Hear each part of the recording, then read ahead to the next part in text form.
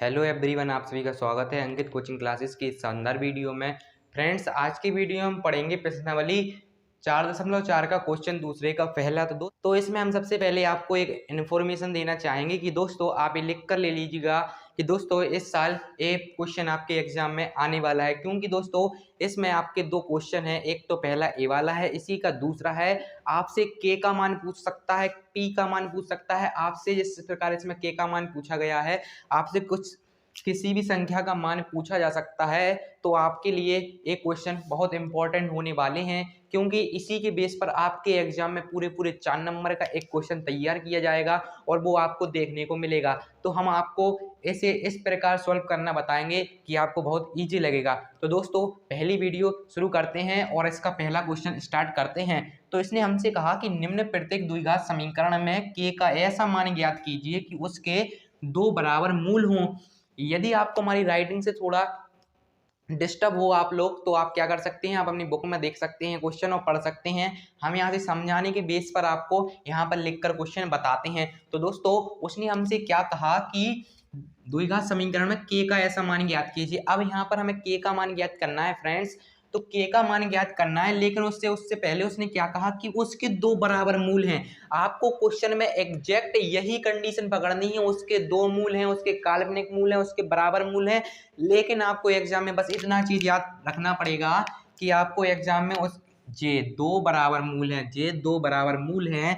मतलब कि कहने का मतलब ये है कि जब भी आप एग्जाम में इस प्रकार का क्वेश्चन देने जाओगे तो आपको उसको देखना है उसके दो बराबर मूल हैं। किसी भी प्रकार में क्वेश्चन आ जाए, के का मान पूछ ले, एम का पूछ ले, एक्स का, वाई का, किसी का भी पूछ ले, सबसे पहले आप ये देखेंगे कि बराबर मूल तो नहीं है। यदि दोस्तों बराबर मूल है तो हमने आपको पढ़ाया है प्रश्नावली इसी 4.4 के क्वेश्चन 1 में और इंट्रोडक्शन वीडियो में भी हम बता चुके हैं कि यदि डी बराबर हम 0 ले लें तो उसके मूल्य क्या होते हैं, बराबर होते हैं तथा वास्तविक होते हैं। तो यहाँ पर समझने की बात यह है कि हम यहाँ इस क्वेश्चन में डी बराबर 0 ले लेंगे। यदि हम डी बराबर 0 लेंगे तो हमारे उसके दो मूल बराबर हैं। अब उसने क्वेश्चन में खुद कहा है कि क्वेश्चन में मूल बराबर है, चूंकि मूल बराबर है तो कंडीशन यही लगेगी कि डी बराबर 0 लेना पड़ेगा। तो यदि समझ में आपको नहीं आ रहा है, क्वेश्चन सॉल्व करेंगे, आपको सारे कंसेप्ट क्लियर हो जाएंगे। तो सबसे पहले हमको ये क्वेश्चन दिया हुआ है, इसको सबसे पहले आप अपनी कॉपी में या रफ में लिखेंगे, इसी प्रकार हम इसको भी नीचे लिखेंगे।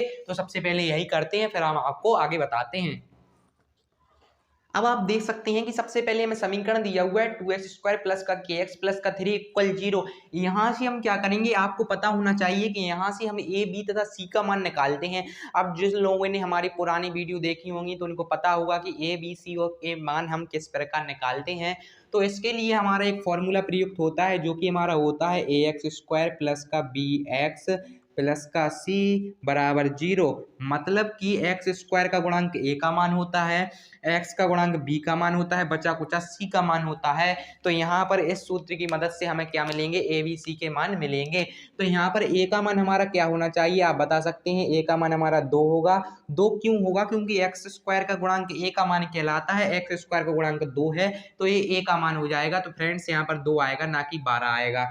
इसके बाद हमको b का मान चाहिए, तो b बराबर लिखेंगे। अब आपको पता होना चाहिए कि b का मान निकालने के लिए हम x का गुणांक देखते हैं।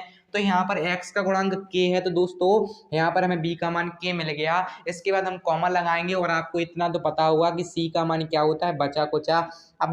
अब यहाँ पर बचा कुचा किया है, आप देख सकते हैं कि यहाँ पर 3 है बचा हुआ, तो यहाँ पर हमने 3 लिख दिया। इसी के साथ हमें a b तथा c के मान मिल चुके हैं। अब यहाँ से समझने की कोशिश करना आप लोग कि हमसे क्वेश्चन में क्या कहा कि उसके दो मूल हैं। तो दोस्तों यहाँ से कंडीशन है कि मूल उसके दो बराबर हैं। तो दोस्तों हम क्या लिखेंगे, चूंकि मूल बराबर हैं, चूंकि मूल बराबर हैं। यहाँ से फ्रेंड्स हमने क्या लिखा, चूंकि मूल बराबर हैं। अब फ्रेंड्स आपको पता होना चाहिए कि मूल बराबर होते हैं तो विविध कर d बराबर हम क्या लेते हैं, 0 लेते हैं। इसलिए यहाँ पर हमारा क्या हो जाएगा, d बराबर 0। फिर से समझने की कोशिश करना, क्वेश्चन ने कहा उसके दो मूल बराबर हैं। अब जब मूल बराबर हैं तो यहाँ पर हमने क्या लिखा, चूंकि मूल बराबर है इसलिए d बराबर 0।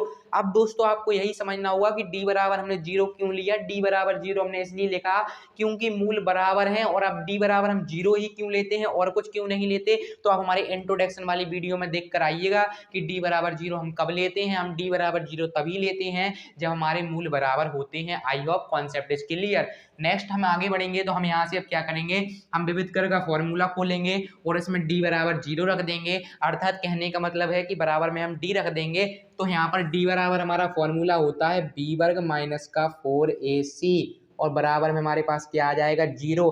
यहाँ से समझना कि 0 क्यों आ गया, क्योंकि d का एक फॉर्मूला है b वर्ग माइनस का 4ac और d की यहाँ पर d आता, लेकिन d का मान 0 है तो यहाँ पर बराबर में 0 आ गया। अब क्वेश्चन को आगे सॉल्व करते हैं। तो सबसे पहले b वर्ग मतलब b का मान हमारे पास k है, तो यहाँ से क्या हो जाएगा k स्क्वायर हो जाएगा माइनस, अब यहाँ से 4 है तो 4 लिख देंगे, तो यहाँ से अब आप लोग 4 भी लिखेंगे। a की वैल्यू हमारे पास 2 है तो कोष्टक में 2 आ जाएगा, चूंकि गुणा हो रहा है इसलिए कोष्टक आएगा, और c की वैल्यू 3 है तो इसको भी लिख दिया और बराबर में कर दिया 0। अब यहाँ से हम k का वर्ग करेंगे तो k स्क्वायर आ जाएगा, लेकिन यहाँ से यदि हम इम्प्लाइड साइन लगाएं तो थोड़ा अच्छा भी दिखेगा। अब k का स्क्वायर k का वर्ग हो जाएगा हमारा k स्क्वायर माइनस का साइन लगाया। अब यहाँ से आप देख सकते हैं कि 4 दूनी 8 और 8 तिया होता है हमारा 24, तो k स्क्वायर बराबर हमको क्या मिलेगा 24 और बराबर में हमारा हो जाएगा 0। अब आप यहाँ से ये समझना कि यदि हम -24 को इस ओर पक्षांतर कर देंगे तो ये पॉजिटिव अर्थात 24 बराबर में आ जाएगा, वो भी पॉजिटिव आएगा क्योंकि नेगेटिव संख्या को हम पक्षांतर कर रहे हैं। तो इसको रफ करते हैं फिर हम आपको आगे बताते हैं। अब यहाँ से सबसे पहले हम इम्प्लाइड का साइन लगाएंगे, तो यहाँ पर k स्क्वायर बराबर हमें क्या मिलेगा, k स्क्वायर बराबर हमें प्लस का 24 मिलेगा। क्यों मिलेगा, क्योंकि ये माइनस का 24 था, इसको इस ओर लेकर आए तो बराबर में प्लस का 24 हो गया। नेक्स्ट हम क्या करेंगे, सबसे पहले आपको पता होना चाहिए कि रूट को ट्रांसफर करते हैं तो अंडर रूट आ जाता है, हिंदी में बोला जाए तो स्क्वायर को पक्षांतर करते हैं तो करनी आ जाती है, तो k बराबर हमारे पास क्या आ जाएगा अंडर रूट 24 आ जाएगा। तो दोस्तों k बराबर हमें अंडर रूट 24 नहीं लिखना है, आप इतना भी लिख सकते हैं, लेकिन हम आपको इससे आगे सॉल्व कराना सिखाते हैं। तो सबसे पहले दोस्तों हम 24 के गुणनखंड करेंगे, आपको पता चल जाएगा क्यों करेंगे। तो यहाँ से 2 से ये कटेगा 12 बार, फिर ये 2 से कटेगा 6 बार, फिर ये 2 से कटेगा 3 बार, फिर ये 3 से कटेगा 1 बार।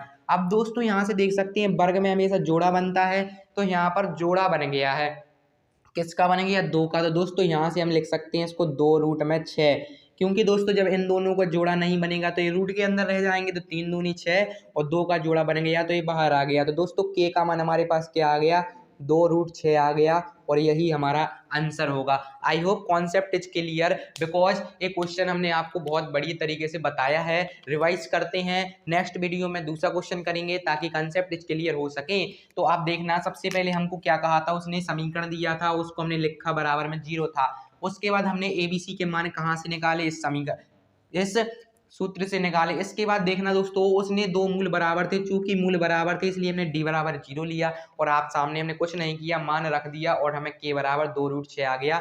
दोस्तों आप ये समझ कर चलना कि ये क्वेश्चन एग्जाम में आएगा आएगा और आएगा, इसलिए आप इसको स्किप नहीं कर सकते। दोस्तों छोटा सा क्वेश्चन है और बहुत बढ़िया क्वेश्चन है, इसलिए आप इन्हें तैयार करके जरूर जाएंगे। तो दोस्तों वीडियो पसंद आई हो तो वीडियो को लाइक करें, चैनल को सब्सक्राइब करना और अपने दोस्तों के साथ शेयर करना ना भूलें। इसके बाद दोस्तों हम इसी का क्वेश्चन दूसरा करेंगे, तब तक के लिए धन्यवाद।